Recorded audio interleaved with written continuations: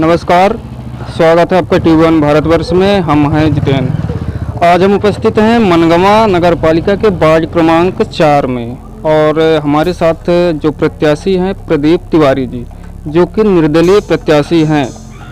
कई सालों से ये कांग्रेस पार्टी में थे, लेकिन अचानक इन्होंने कांग्रेस पार्टी से इस्तीफा दिया और निर्दलीय चुनाव लड़ रहे हैं। हम उनसे आज बात करेंगे, क्या विषय है, क्या मुद्दा है उनका चुनाव का और क्या है जनता की राय।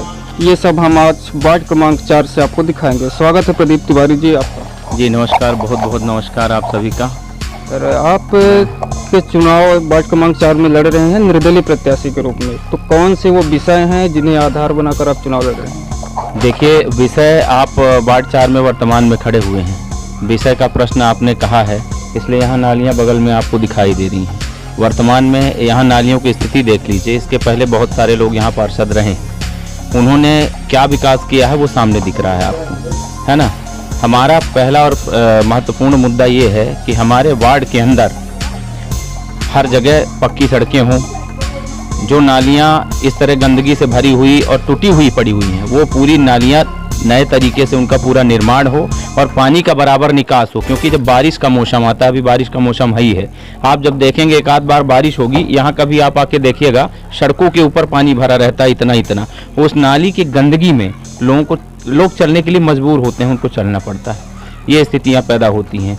इसके अलावा जितनी भी शासन की योजनाएँ यहाँ पर आती हैं, वो यहाँ जनता के पास धरातल तक नहीं पहुँच पाती हैं। मेरा ये पूरी ताकत के साथ मेरा ये मुद्दा रहेगा कि शासन के द्वारा लागू की गई एक एक योजनाएं जनता के पास मैं स्वयं लेकर पहुंचूं। हमारे वार्ड के किसी भी नागरिक को नगर परिषद जाने की आवश्यकता ना पड़े, घर बैठे उनको सुविधा देने के लिए मैं एक जनसेवक के रूप में उनका काम करूंगा। पूर्व में आपने ऐसा कुछ काम किया है जिसके चलते मतलब जनता आपको ही वोट करेगी? हम अपनी 15 वर्ष की उम्र से, मैं जब छोटा सा था तो श्रीनिवास तिवारी जी की शंखनाद रैली यहाँ हुई थी, बहुत बड़ी रैली। उस समय वो पूर्व विधानसभा अध्यक्ष थे।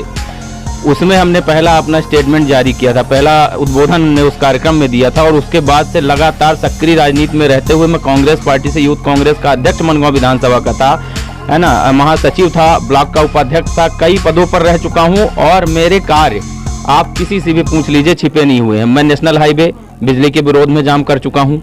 मैंने आपके थाने से लेके, तहसील से लेके, नगर परिषद से लेके जितनी भी यहाँ पर शासकीय संस्थान है, जिन्होंने भी जनता के साथ दुर्व्यवहार किया है, जनता के हक की लड़ाई के लिए हमने कम से कम 100-200 आंदोलन किए हैं। और हमारे वार्ड की जनता के हकोधिकार के लिए, मैं यहाँ पार्षद नहीं था, लेकिन वार्ड के किसी भी जनता जनार्दन से आप ईमानदारी से पूछिए तो वो आपको बताएंगे कि प्रदीप तिवारी जी ने पिछले 5 सालों में कितना काम किया है। यहाँ बहुत सारे ऐसे आवासधारी हैं जिनको आवास से नाम उनका काटा जा रहा था, उन गरीबों का। ये यहाँ पर उपस्थित हैं, इन सब का नाम कटा था। हमने इनको बखूबी आवास दिलाने का काम किया है। पीछे इनका काम चालू है, यहाँ बगल में इनका है, यहाँ भी काम चालू है। वो सामने निर्माण हो रहा है आवास का, देखिए। इन सब के लिए हमने लड़ाई लड़ी है। ऐसे कई लोग हैं जिनकी लड़ाई लड़कर हमने काम किया है। कई दिन से चुनाव प्रचार पे हैं, तो जनता का सपोर्ट कैसा मिल रहा है आपको? जनता, देखिए हमारे वार्ड में क्या है, थोड़ी सी स्थितियाँ इतनी विपरीत हैं कि यहाँ थोड़ा सा भय का माहौल है। मैं वास्तविकता बताऊं, क्योंकि यहाँ बहुत सारे ऐसे लोग जो 20 सालों से चुनाव लड़ रहे हैं और बड़े ही भूपति हैं, बड़े ही पैसे वाले ताकतवर लोग हैं, तो उनके डर और दबाव के कारण यहाँ के जो लोग हैं वो खुल के सामने नहीं आ रहे हैं।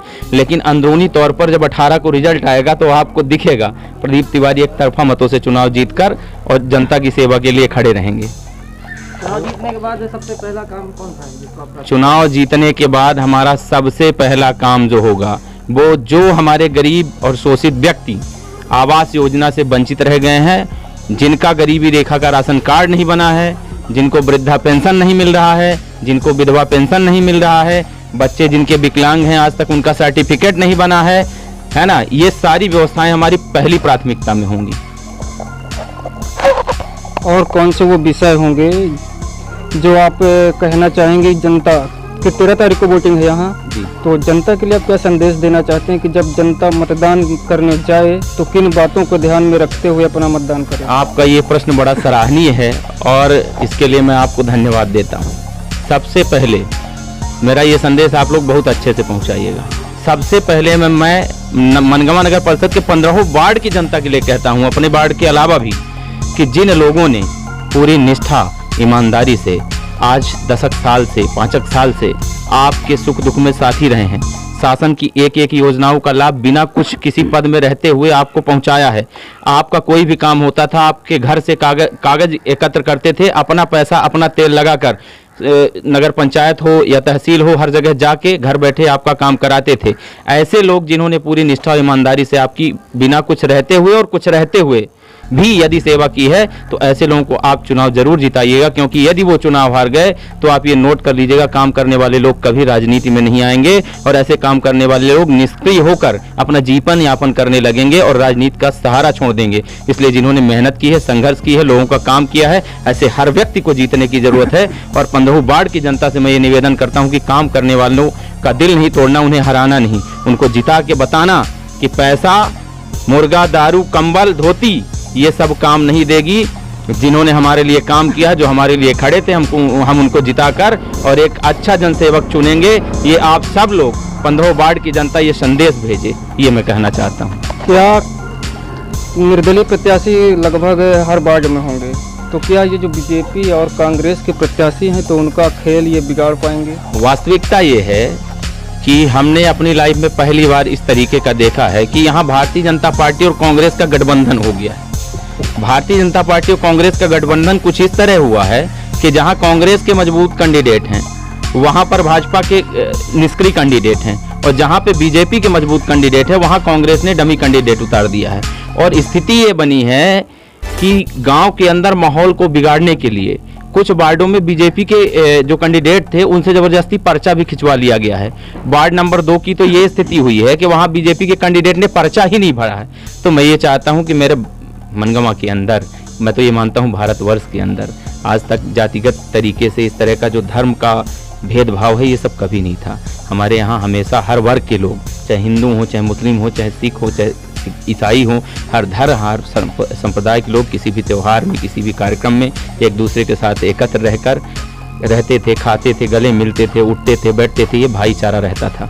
पर इस बार मनगवा में ये सारा भाईचारा समाप्त कर दिया है। इस बात से दिल आहत होता है। तो मैं ये संदेश देना चाहता हूँ कि ये जो बुराइयां हैं इनको समाज से नष्ट करने का प्रयास किया जाए और ईमानदार लोगों को चुनाव जिताकर जनता की सेवा के लिए भेजा जाए।